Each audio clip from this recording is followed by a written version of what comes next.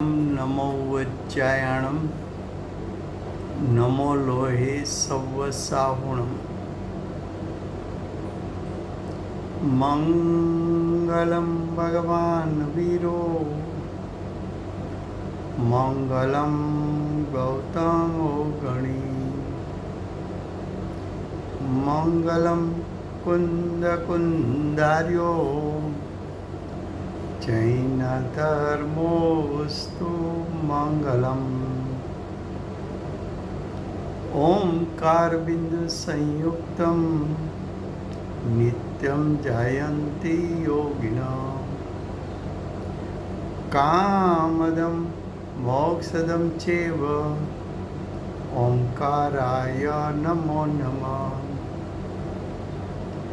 अहोपकारजिनवर्णो कुंदनो ध्वनि दिव्यनो जीन कुंद ध्वनि आप्या अहो आ गुरु काहननो तुझ ज्ञान ध्याननो रंग अमया दर्श रहो ओ शिव पद तक तुझ संग माता हाथ करो।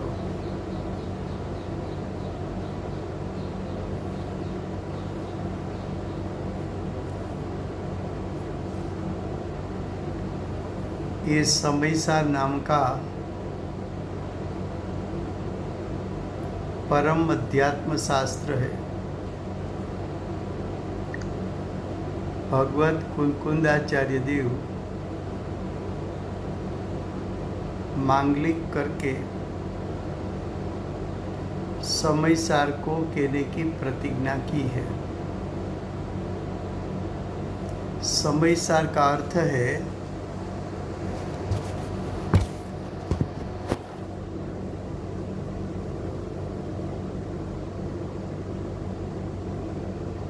अनंत गुणात्मक चैतन्य स्वरूप त्रिकाल परिपूर्ण शुद्धात्मा जिस पर दृष्टि गिरने से सम्यक दर्शन होता है, जिसकी सन्मुख उपयोग होने से सम्यक ज्ञान प्रकट होता है और जिसमें स्थिरता होने से सम्यक चारित्र होता है, उसको समयसार कहने में आता है। ऐसा समयसार स्वरूप शुद्धात्मा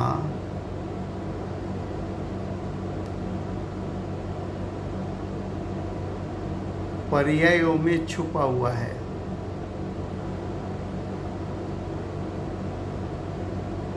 चाहे पुण्य पापी पर्याय हो, चाहे आश्रव की पर्याय हो, चाहे संवर निद्रा की पर्याय हो, चाहे बंध की पर्याय हो, चाहे मोक्ष की पर्याय हो, उसमें समयसार में तीसरा अधिकार चलता है। तीसरा अधिकार का नाम है पुण्य पाप अधिकार। पुण्य पाप जीव का परिणाम है। वो परिणाम में छुपा हुआ चैतन्यमयी त्रिकाल परिपूर्ण शुद्ध परमात्मा, उसका स्वरूप पुण्य पाप में छुपा हुआ स्वरूप, पुण्य पाप में छुपा हुआ जीव का स्वभाव, पुण्य पाप को गौण करके आचार्य भगवान आत्मा का शुद्ध स्वरूप दिखाना चाहते हैं। फिर से गुजराती में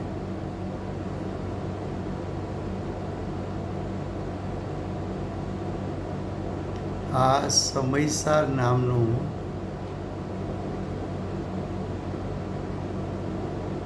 પરમ અધ્યાત્મ શાસ્ત્ર છે। અધ્યાત્મશાસ્ત્ર એટલે જેમાં આત્માનું સ્વરૂપ બતાવ્યું હોય એને અધ્યાત્મનું શાસ્ત્ર કહેવાય. તો આ સમયસાર શાસ્ત્રમાં આચાર્ય ભગવાન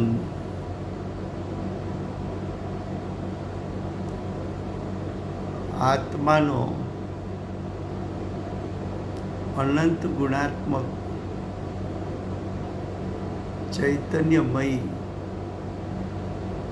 ત્રિકાળ પરિપૂર્ણ શુદ્ધ સ્વભાવ તેને આચાર્ય ભગવાન સમયસાર કહે છે.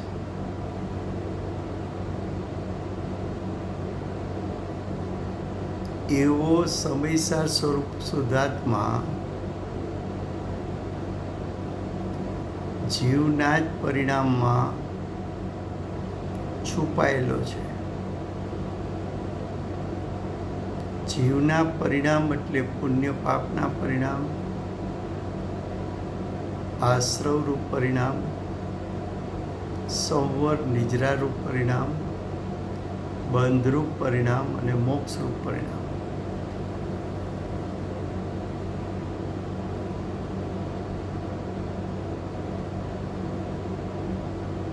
સમયસારમાં ત્રીજો અધિકાર ચાલે છે.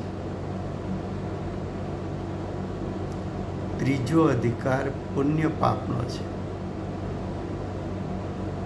પુણ્ય પાપ જીવના પરિણામ છે. પુણ્ય પાપમાં છુપાયેલો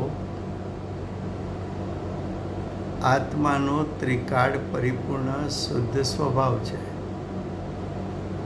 જેના પર દ્રષ્ટિ કરતા સમ્યક દર્શન પ્રાપ્ત થાય, જેના ઉપર જ્ઞાન ઉપયોગ મૂકતા જ્ઞાન ઉપયોગ સમ્યક જ્ઞાન રૂપે પરિણમે, જેમાં સ્થિરતા કરતા સમ્યક ચારિત્રની પ્રગટતા થાય. આવો ત્રિકાળ શુદ્ધાત્માનું સ્વરૂપ બતાવવા માટે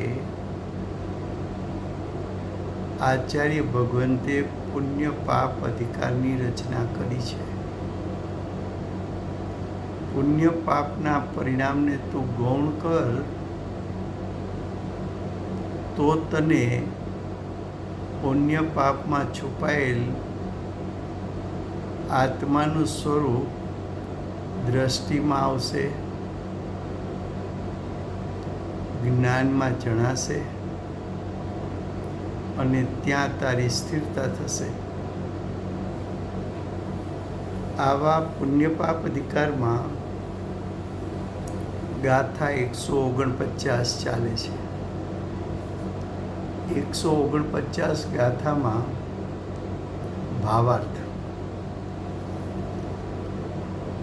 ભાવાર્થમાં હાથીને પકડવા હાથણી રાખવામાં આવે છે. હાથીને પકડવો હોય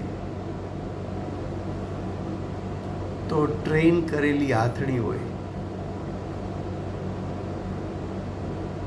એ હાથણી પાછળ હાથી દોડે.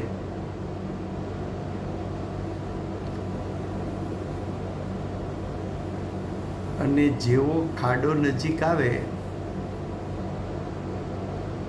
એટલે હાથણી એક બાજુ ખસી જાય, પણ મોંથી અંત થયેલો હાથી ખાડામાં જઈને પડે અને બંધાય. તો કહે છે કે હાથીને પકડવા હાથણી રાખવામાં આવે છે. પેલા દ્રષ્ટાંત આપે છે, પછી સિદ્ધાંતમાં બતાવશે.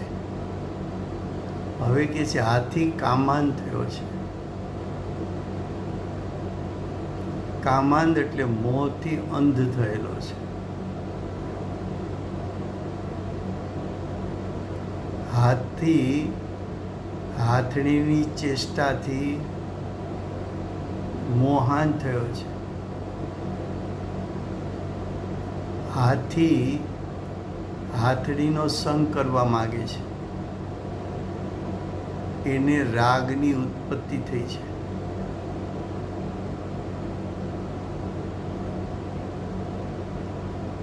તો હાથી કામાંધ થયો થકો,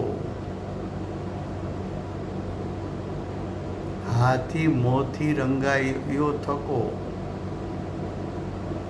હાથી મોહથી અંધ થયો થકો. તે હાથણી રૂપી કૂટણી સાથે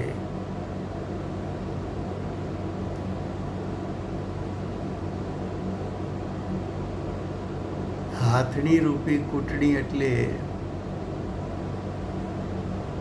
હાથણી એવી છે કે અનેક પ્રકારની ચેષ્ટા કરીને હાથીને આકર્ષે છે. હાથીને હાથણીના નિમિત્તે મોહ ઉત્પન્ન થયો છે, રાગ ઉત્પન્ન થયો છે. મોહ અને રાગને કારણે, મોહ રાગની ઉત્પત્તિને કારણે હાથણી સાથે હાથી સંગ કરવા માગે છે.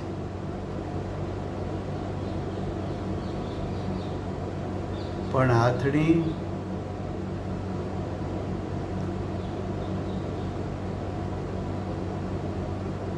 હાથી જ્યારે હાથણી પાછળ દોડે છે ત્યારે ખાડો આવતા હાથણી એક બાજુ ખસી જાય છે ને હાથી દોડતો દોડતો ખાડામાં પડીને પકડાઈ જાય છે.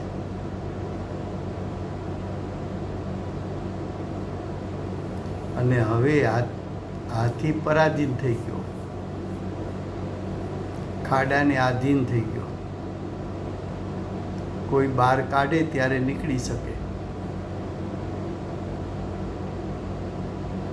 એ પરાધીન અવસ્થામાં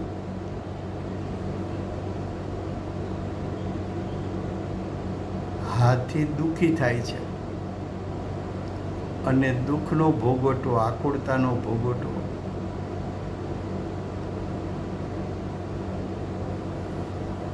કરે છે.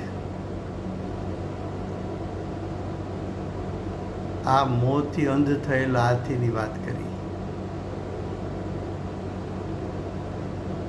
અજ્ઞાની મિથ્યા દ્રષ્ટિ હાથીની વાત કરી.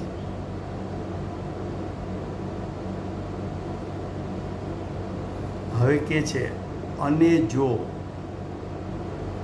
ચતુર હાથી હોય, ચતુર કહેતા વિવેકી, ચતુર કહેતા વિવેકી હાથી હોય તો તેની સાથે એટલે હાથણી સાથે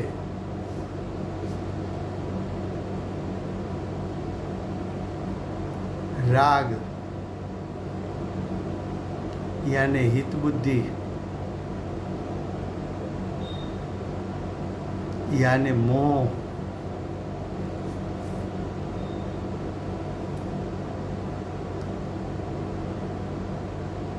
તો કે ચતુર હાથી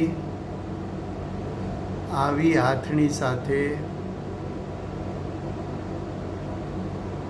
રાગ કરતો નથી એટલે લલચાતો નથી, તેના હાવભાવમાં આવી જતો નથી, તેની ચેષ્ટાથી રંગાઈ જતો નથી, તેની ચેષ્ટાથી આકર્ષિત થતો નથી અને હાથણીનો સંગ પણ કરતો નથી.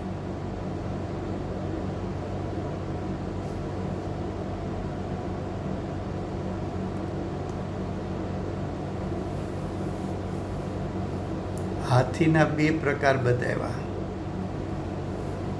એક અજ્ઞાની છે, મિથ્યા દ્રષ્ટિ છે, મૂઢ છે, મોહ અને રાગથી અંજાયેલો છે અને હાથણી સાથે સંગ કરવા માગે છે.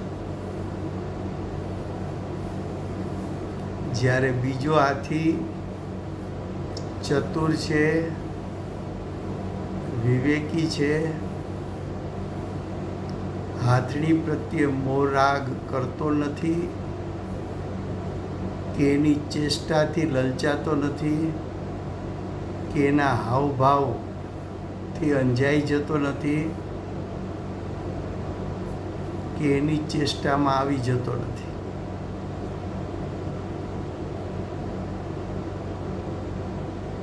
फिर से हिंदी में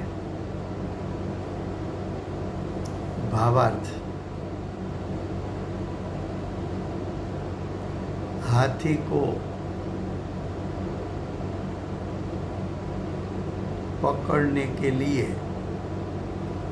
यानी हाथी को बांधने के लिए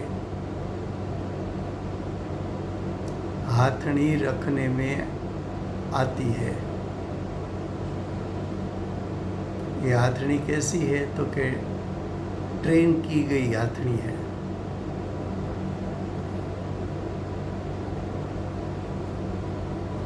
हाथी को बांधना है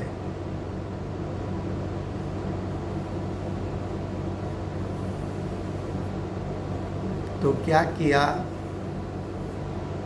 तो कि हाथनी ने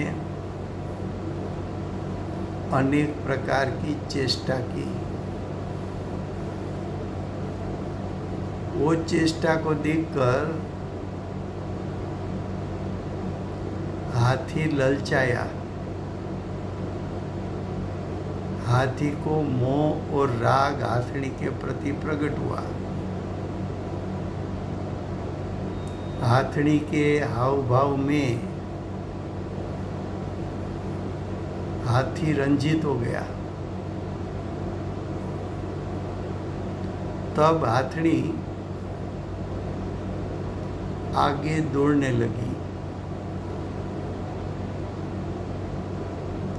जब खड्डा आया तो हाथनी एक तरफ खिसक गई.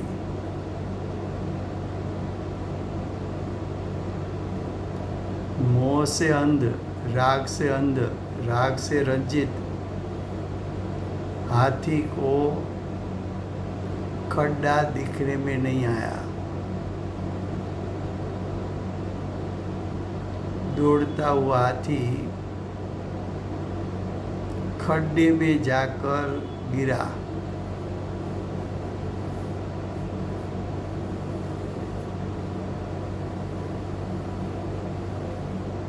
हाथनी के प्रति मोह राग दशा के कारण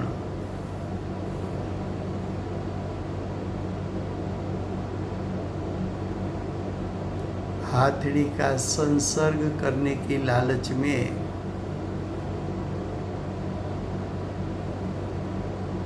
हाथी खड्डा में गिरकर पराधीन हो गया, दुखी हो गया, आकुलतामय हो गया, दुख का भोगोटा किया.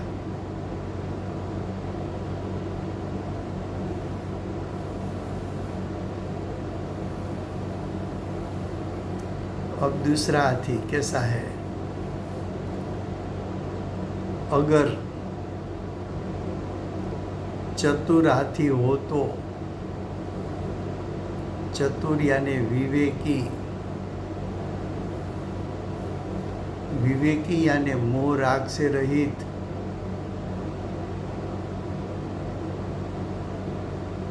चतुर यानी हाथनी में नहीं ललचाया हुआ, चतुर यानी हाथनी के हाव भाव को समझ गया कि हाथनी ने ऐसा हाव भाव क्यों किया। हाथनी की चेष्टा को समझ गया, वो चतुर हाथी। तो चतुर हाथी हाथनी के पीछे दौड़ता नहीं है, हाथनी के प्रति मोह राग करेगा नहीं। क्यों? कि हाथनी के साथ संग करना नहीं चाहता। उसको मालूम है कि खड्डे में गिरकर मैं बंध को प्राप्त हो जाऊंगा। तो दो प्रकार का हाथी बताया। एक हाथी मोह राग से अंध है, मोह राग से रंगा हुआ है। हाथनी के प्रति लालच है,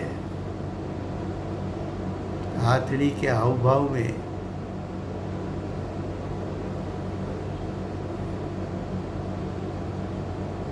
और उसकी चेष्टा में आ गया है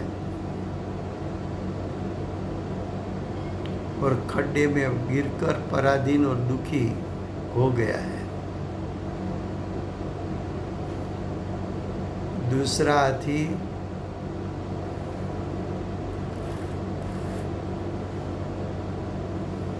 उसको मोह राग द्वेष की उत्पत्ति नहीं हुई। क्यों? तो कि चतुर है, विवेकी है। चतुर और विवेकी होने के कारण हाथनी की चेष्टा को समझ जाता है कि मैं हाथनी के पीछे पड़ूंगा तो बंध को प्राप्त हो जाऊंगा। तो चतुर हाथी ने यथार्थ ज्ञान के कारण, चतुरता के कारण मोह राग द्वेष की उत्पत्ति नहीं हुई और हाथनी का संग ही नहीं किया, तो वो बंध को प्राप्त नहीं हुआ। वो हाथनी के प्रति उसको वैराग आ गया।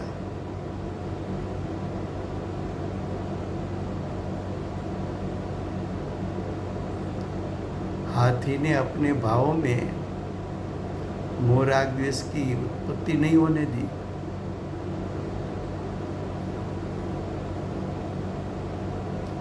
यहाँ तक दृष्टांत हुआ। अब सिद्धांत। उसी प्रकार यानी दृष्टांत अनुसार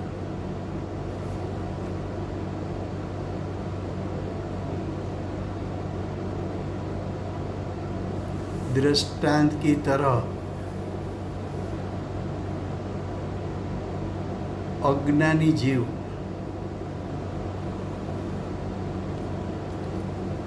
उसको अज्ञानी कहो,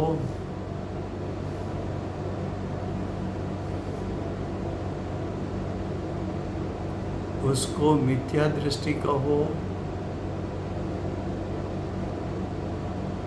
उसको विपरीत दृष्टि वाला कहो,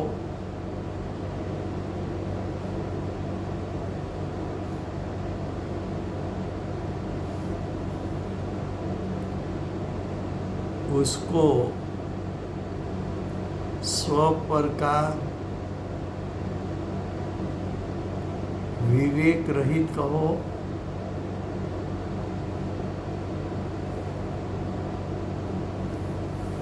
अज्ञानी जीव। अज्ञानी जीव कैसा है? मिथ्या दृष्टि।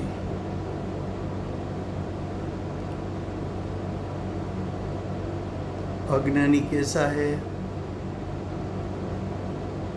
दर्शन मोह वाला। अज्ञानी कैसा है? हित अहित का ज्ञान नहीं।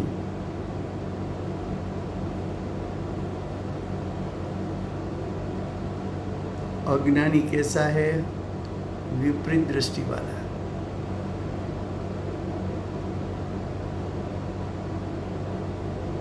अज्ञानी जीव कर्म प्रकृति को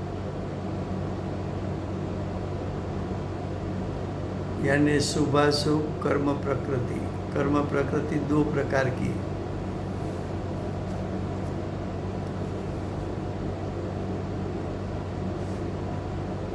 अब आचार्य भगवान ने यहाँ कर्म प्रकृति का भेद नहीं किया। क्यों?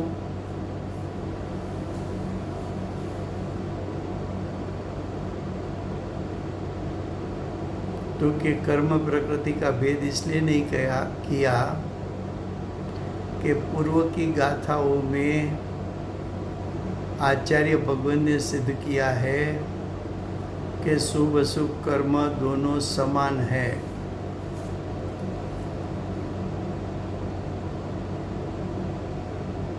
शुभ अशुभ कर्म प्रकृति समान है।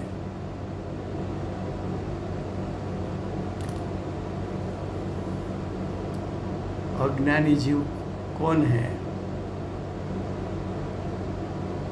तो कि जिसकी दृष्टि नायक पर नहीं है,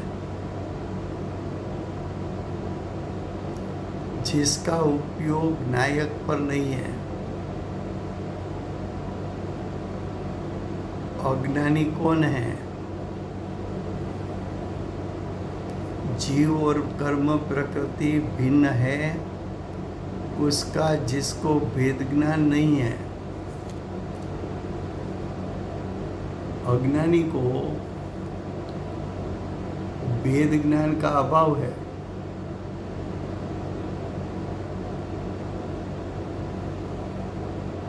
जिसका उपयोग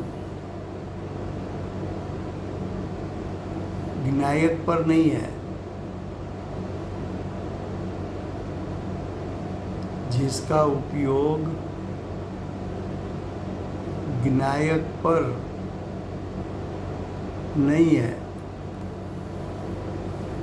उसको अज्ञानी कहा।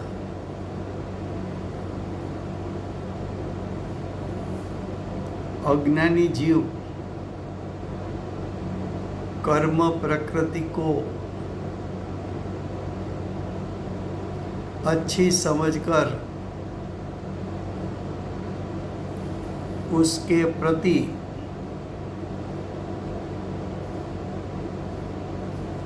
प्रति यानी कर्म प्रकृति के प्रति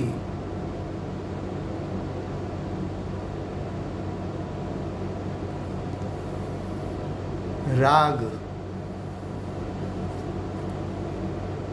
यानी हित बुद्धि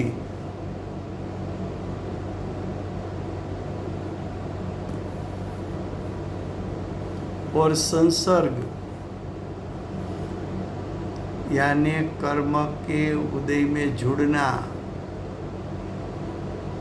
कर्म के उदय का संयोग करना,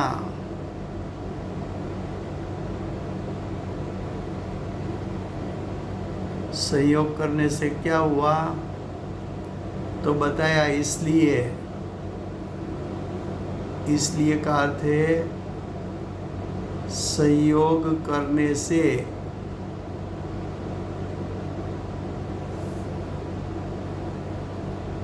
बंध में गिरकर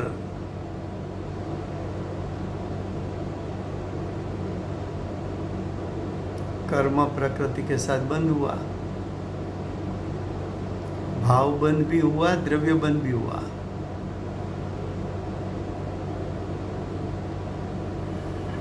राग क्या है? तो कि राग भाव बंध है।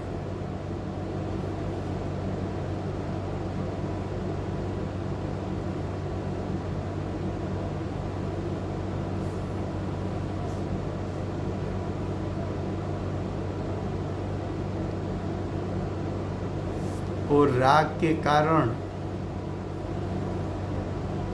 नए कर्म के साथ बंध हुआ तो जीव कैसा हो गया? तो कि पराधीन, कर्म प्रकृति से अधीन। कैसा हो गया? तो कि कर्म प्रकृति से अधीन हो गया।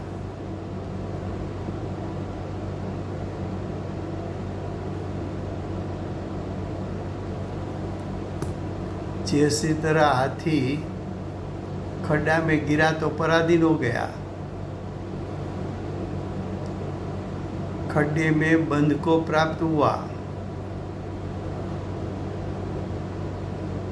उसी प्रकार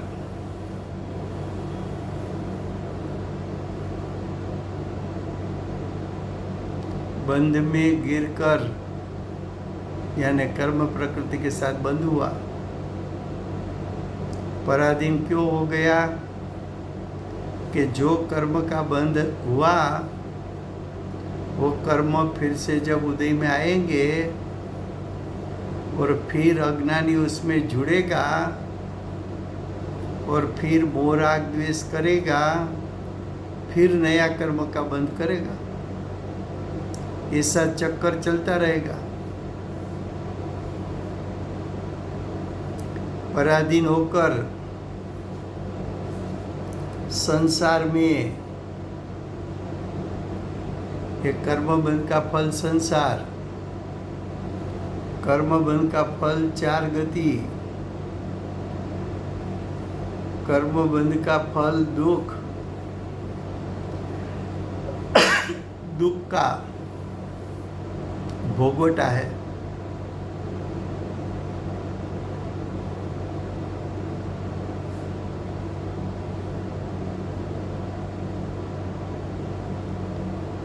अज्ञानी जीव, अज्ञानी जीव किसको कहे? मैं चैतन्यमय परमात्मा हूँ, मैं सिद्ध समान हूँ, मैं भगवान हूँ, मैं स्वभाव से भगवान हूँ, ऐसा आत्मा के स्वरूप का ज्ञान जिसको नहीं है वो अज्ञानी है।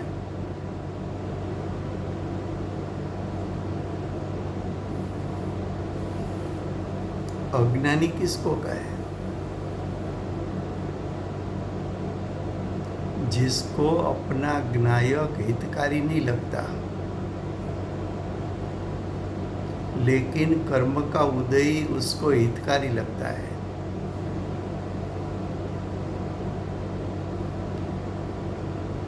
जो दृष्टि और उपयोग उत्पन्न होकर ज्ञायक स्वभाव में भी जुड़ सकती है, दृष्टि और उपयोग,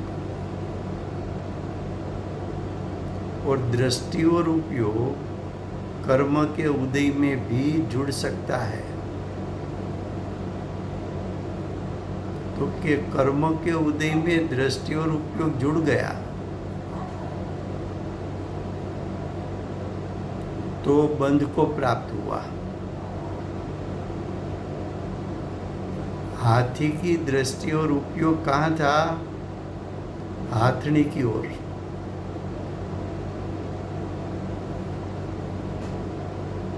हाथनी में मोह राग उत्पन्न किया, उसको हाथनी हितकारी लगी, सुखदायक लगी। फल क्या आया? खड्डे में गिरकर बंध को प्राप्त हुआ। वैसी तरह शुभ कर्म प्रकृति, अगली गाथाओं में बताया था मनोहर, शुभ प्रकृति को मनोहर कहा, रमणीय।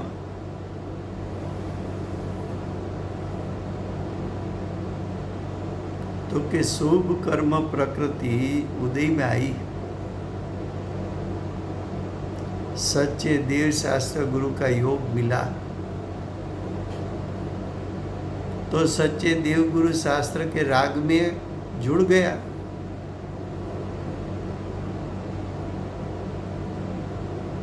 सच्चे देव शास्त्र गुरु ऐसा उपदेश देते हैं कि तू अपने ज्ञायक स्वभाव में जुड़ जा, मेरी ओर दृष्टि और उपयोग नहीं रख। फिर भी अज्ञानी ने क्या किया? सच्चे देव शास्त्र गुरु के राग में रुक गया, उसमें मोह से अंधा हो गया। एक तरफ मेरा ज्ञायक स्वभाव है, दूसरी तरफ राग है, तो ज्ञायक स्वभाव और राग के बीच में जिसने विवेक नहीं किया वो अज्ञानी है। राग का लक्ष्य छोड़कर सच्चे देव शास्त्र गुरु के प्रति राग का लक्ष्य छोड़कर दृष्टि और उपयोग न्याय की ओर लेके नहीं गया, वो अज्ञानी है।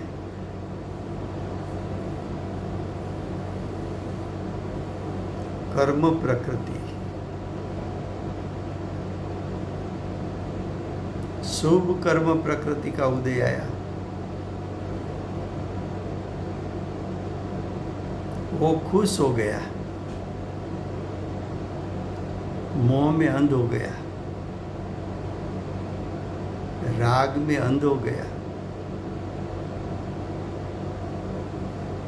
मोह राग उसको भला लगा, मोह राग करने जैसा लगा। क्या कहा? अज्ञानी जीव कर्म प्रकृति को अच्छी समझकर, कर्म प्रकृति अच्छी है कि मोह राग द्वेष की उत्पत्ति में निमित्त कारण है। जो निमित्त से मोह राग द्वेष की उत्पत्ति होती है, जो तुझे अंध बनाती है, जो तुझे संसार में घिसड़ कर ले जाती है, वो कर्म प्रकृति की अच्छी है। जो कर्म प्रकृति का उदय में जुड़ने से नया बंद होता है, कर्म प्रकृति में जुड़ने से मोह राग द्वेष के कारण तेरी सुख शांति का नाश हो जाता है, उसको तूने अच्छी समझा।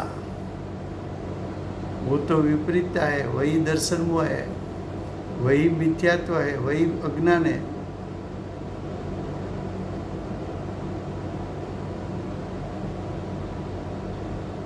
वो कर्म प्रकृति के प्रति राग किया, कर्म प्रकृति का संग किया, यानी उदय में जुड़ गया। इससे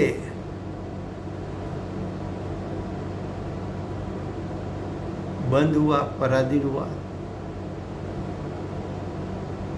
और पराधीन होकर संसार में यानी चार गति में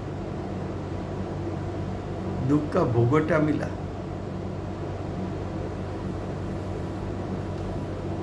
क्या कहा फिर से गुजराती में? तेवी रीते એટલે दृष्टांत प्रमाणे, दृष्टांत अनुसार।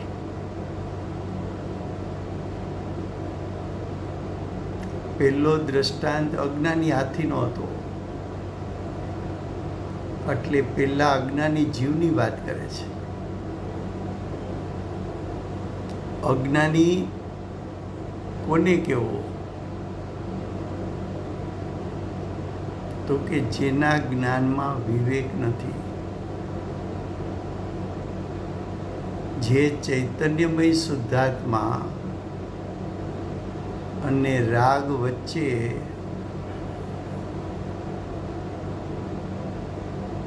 વિવેક રાખતો નથી તે અજ્ઞાની. ચૈતન્યમય શુદ્ધાત્મા અને કર્મ પ્રકૃતિ અચેતન જળ એની વચ્ચે વિવેક રાખતો નથી તે અજ્ઞાની.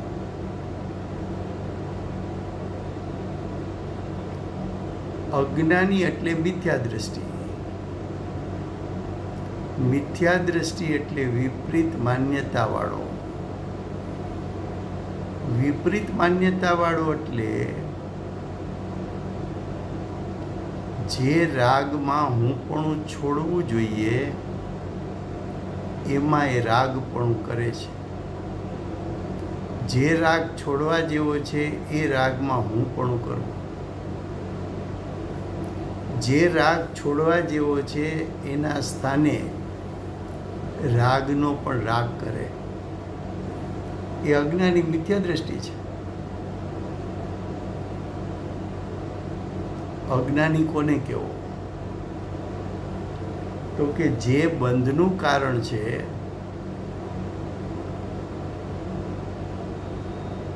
એને સુખનું કારણ માને છે, એ અજ્ઞાની છે. અજ્ઞાની એટલે જેને ભેદ જ્ઞાન થયું નથી, જેને વિવેકી જ્ઞાન પ્રગટ થયું નથી, જેને સ્વ પર, સ્વ એટલે ત્રિકાળ શુદ્ધાત્મા, પર એટલે રાગ, એની વચ્ચે ભેદ જ્ઞાનનો અભાવ, એ અજ્ઞાની. અજ્ઞાની એટલે ચૈતન્યમય શુદ્ધાત્મા અને અચેતન જળ કર્મ પ્રકૃતિ બંને વચ્ચે જેણે ભેદ પાડ્યો નથી. બંને ચૈતન્ય શુદ્ધાત્મા એ સ્વ અને પૂતગલમય કર્મ પ્રકૃતિ પર એવું જેને ભેદ જ્ઞાન વર્તું નથી, અજ્ઞાની છે. તો કે આવો અજ્ઞાની જીવ એટલે કે વિવેકહીન જીવ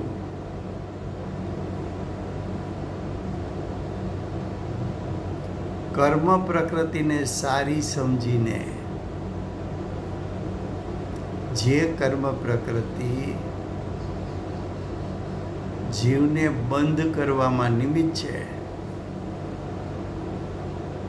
જે કર્મ પ્રકૃતિ જીવને જેલ તરફ લઈ જાય છે, એને અજ્ઞાની સારી સમજે છે.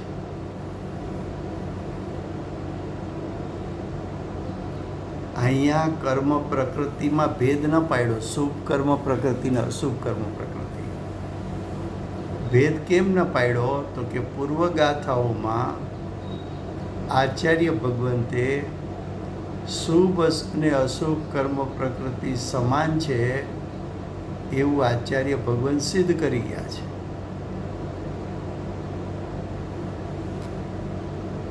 શુભ કર્મ પ્રકૃતિના ઉદયમાં તને સાચા દેવશાસ્ત્ર ગુરુ મળે, પણ એ સાચા દેવશાસ્ત્ર ગુરુ એને તારે શેમાં નિમિત્ત બનાવવા છે? રાગની ઉત્પત્તિમાં કે વૈરાગની પ્રાપ્તિમાં? સાચા દેવશાસ્ત્ર ગુરુ મળ્યા તો એના પ્રત્યે તે રાગ ઉત્પન્ન કર્યો.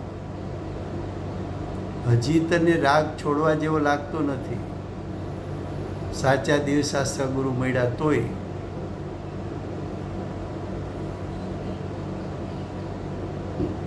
વિવેકહીન થયો છે, મોહથી અંત થયો છે, રાગ કરવા જેવો લાગે છે. શુભ કર્મ પ્રકૃતિમાં લલચાઈ જાય છે, જોડાઈ જાય છે. તો કે જીવ કર્મ પ્રકૃતિને સારી સમજીને તેની સાથે રાગ તથા સંસર્ગ કરે છે. આ કર્મ પ્રકૃતિમાં શું કર્યું? હું પણ કર્યું. કર્મ પ્રકૃતિના નિમિત્તે ઉત્પન્ન થતો રાગ, એમાં હું પણ એટલે કરવા જેવો લાગ્યો. એટલે કે રાગનો રાગ એ મિથ્યાત્વ છે. રાગ કરવા જેવો લાગવો એને રાગનો રાગ કીધો છે. અને રાગના રાગને મિથ્યાત્વ કહ્યું છે. તો કે છે કે કર્મ પ્રકૃતિને સારી સમજીને, કર્મ પ્રકૃતિ સારી છે કે એના નિમિત્તે ભાવ કર્મ નવું ઉત્પન્ન થાય છે. અને ભાવ કર્મ નવું ઉત્પન્ન થયું એના નિમિત્તે નવી કર્મ પ્રકૃતિનો બંધ પડે છે.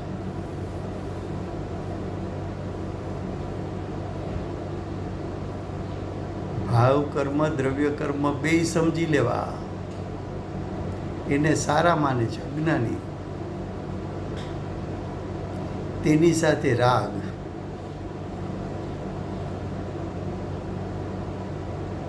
એટલે ભાવબંધ તથા સંસર્ગ, એનો સંગ કરવો ગમે છે.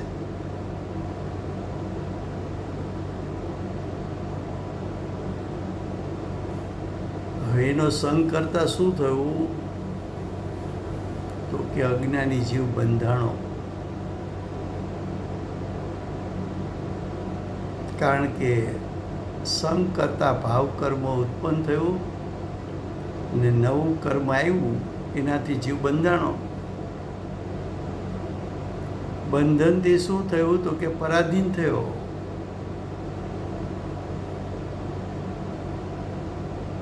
પાછો કર્મનો ઉદય આવશે. બંધાયેલું કર્મ અબાધા કાળ પૂરો થતા પાછું ઉદયમાં આવશે. તો કે પરાધીન થઈને સંસારમાં, એટલે ચાર ગતિમાં,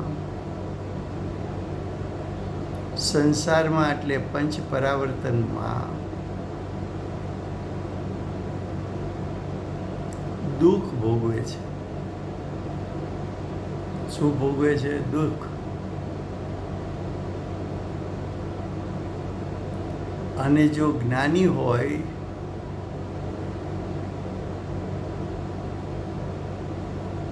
હવે પેલા અજ્ઞાનીની વ્યાખ્યા કરી હતી.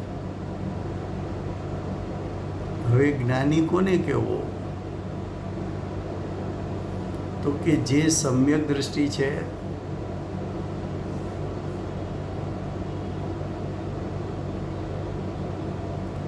જે વિવેકી છે, જેને સ્વપરનો વિવેક થયો છે,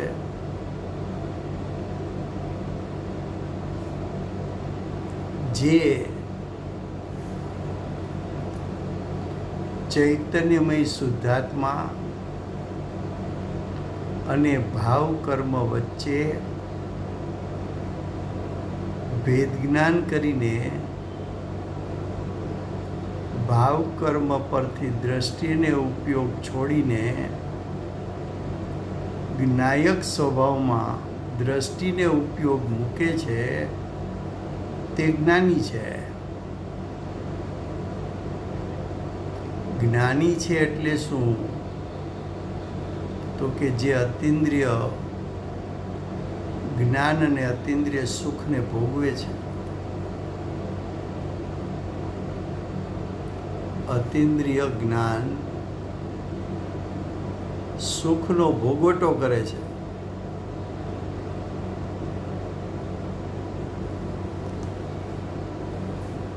જ્ઞાની એટલે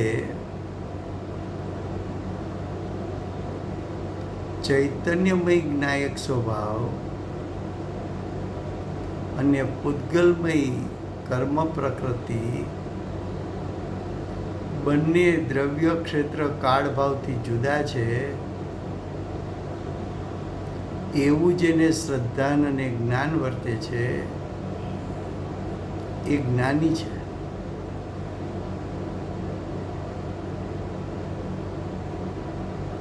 જ્ઞાની કર્મ પ્રકૃતિમાં જોડાતા નથી. જ્ઞાનીને રાગનો રાગ નથી એટલે મિથ્યાત્વ નથી. જ્ઞાની પોતાની દ્રષ્ટિને ઉપયોગ જ્ઞાયકમાં સ્થિર કરીને બેઠા છે.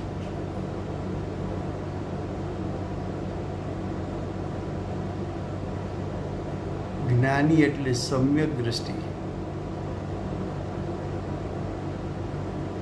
સમ્યક દ્રષ્ટિ એટલે મોક્ષ માર્ગ,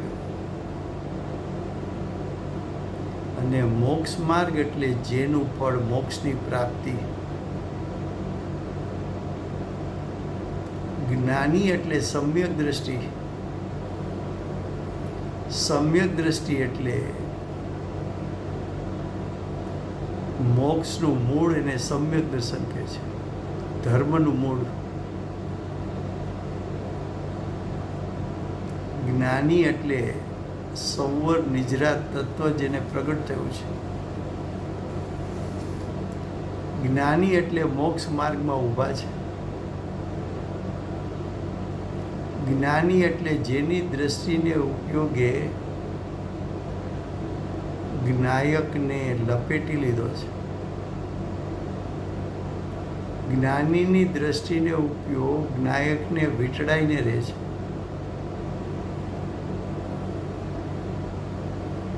એ જ્ઞાની.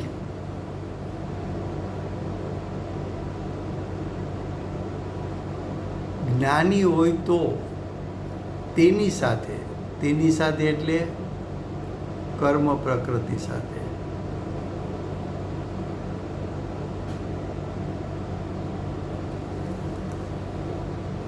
રાગ તથા સંસર્ગ કદી કરતા નથી.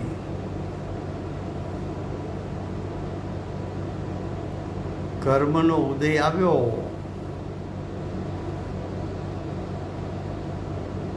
પણ જ્ઞાની જાગૃત છે. દ્રષ્ટિ અને ઉપયોગ.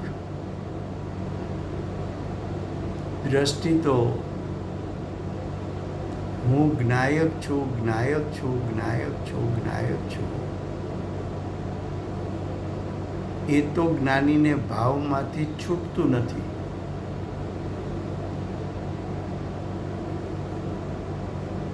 કારણ કે જ્ઞાની એને આત્મ સ્વભાવની રુચિ થઈ છે. એને આત્મ સ્વભાવની નિર્વિકલ્પ રુચિ થઈ છે. આત્મ સ્વભાવનો પ્રેમ જાગ્યો છે. આત્મ સ્વભાવમાં હું પણ સ્થાપિત કર્યું છે.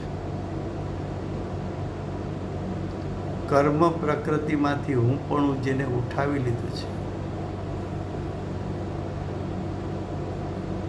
જ્ઞાની એટલે કર્મથી આધીન નથી, પરાધીન નથી, સ્વતંત્ર પરિણમન કરવાવાળા જ્ઞાની છે.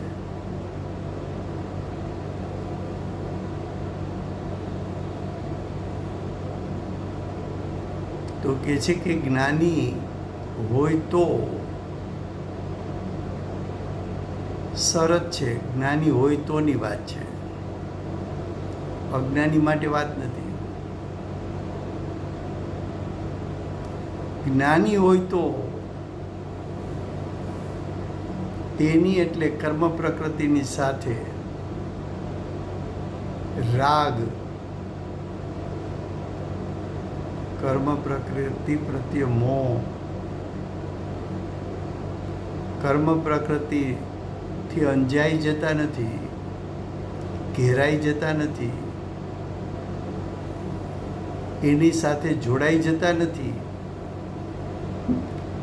કર્મ પ્રકૃતિને તો જ્ઞાની પરદ્રવ્ય તરીકે જાણે છે.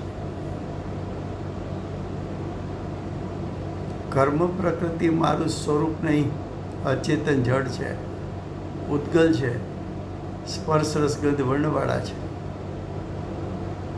પરદ્રવ્ય છે, મારા દ્રવ્ય ક્ષેત્ર કાળ ભાવથી જુદા છે.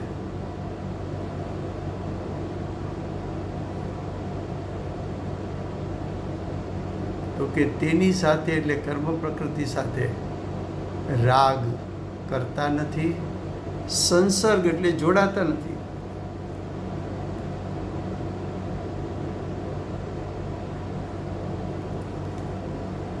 જોડાણ કદી કરતા નથી.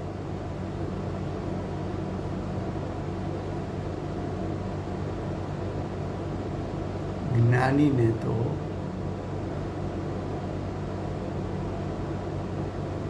પ્રથમ વખત દ્રષ્ટિ જ્ઞાયક ઉપર પડી એટલે કે દ્રષ્ટિએ જ્ઞાયકમાં હુંપણું કર્યું, તે જ સમયે જ્ઞાન ઉપયોગ બહારથી પલટાઈને જ્ઞાયક સ્વભાવ સન્મુખ થઈને જ્ઞાયક સ્વભાવને વીંટળાઈ જાય છે. ત્યારે દ્રષ્ટિને કારણે જ્ઞાયકનું શક્તિરૂપ સામર્થ્ય પ્રતીતિમાં આવ્યું અને જ્ઞાન ઉપયોગને કારણે જ્ઞાયકનું જેવું સ્વરૂપ છે તેવું જણાણું. તો મારા જ્ઞાયકમાં શક્તિરૂપ સામર્થ્ય કેટલું છે, મારા જ્ઞાયકનું સ્વરૂપ કેવું છે એ જાણ્યા પછી એવા જ્ઞાની કર્મ પ્રકૃતિ સાથે મોહ રાગ દ્વેષ કરતા નથી, એનો સંગ કરતા નથી, એટલે એમાં જોડાતા નથી.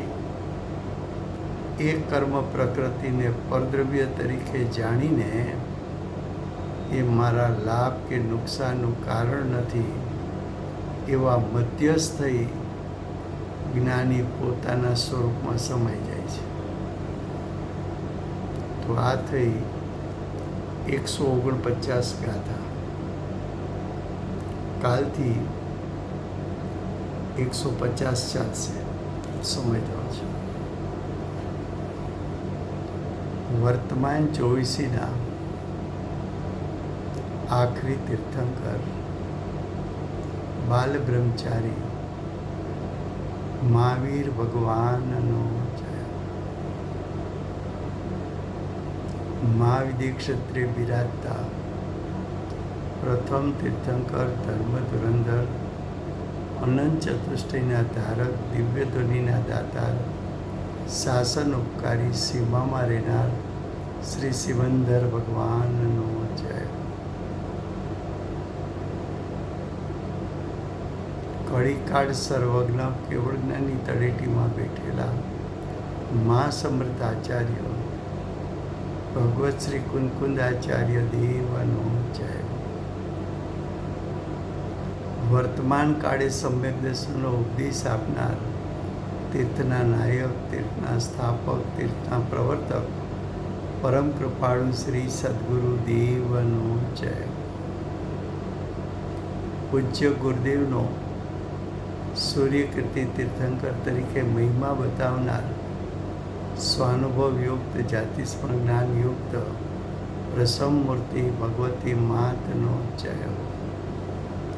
પૂજ્ય ગુરુદેવ સમ્યક દર્શનની પ્રાપ્તિમાં નિમિત્તરૂપ સર્વ જીનવાણી માતનો જય.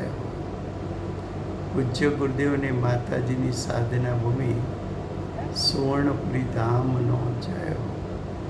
સુવર્ણપુરી ધામમાં બિરાજતા સર્વે દેવશાસ્ત્ર ગુરુ ભગવંતનો જય હો. વર્તમાન ગુરુ અને ભવિષ્યના તીર્થંકર શ્રી સૂર્યકીર્તિ ભગવાનનો જય હો. શ્રી સૂર્યકીર્તિ ભગવાનના સમવસરણના મુખ્ય ગણધર દેવેન્દ્ર કીર્તિનાથ ભગવાનનો જય હો. પરમ દિગંબર જૈન ધર્મનો જય.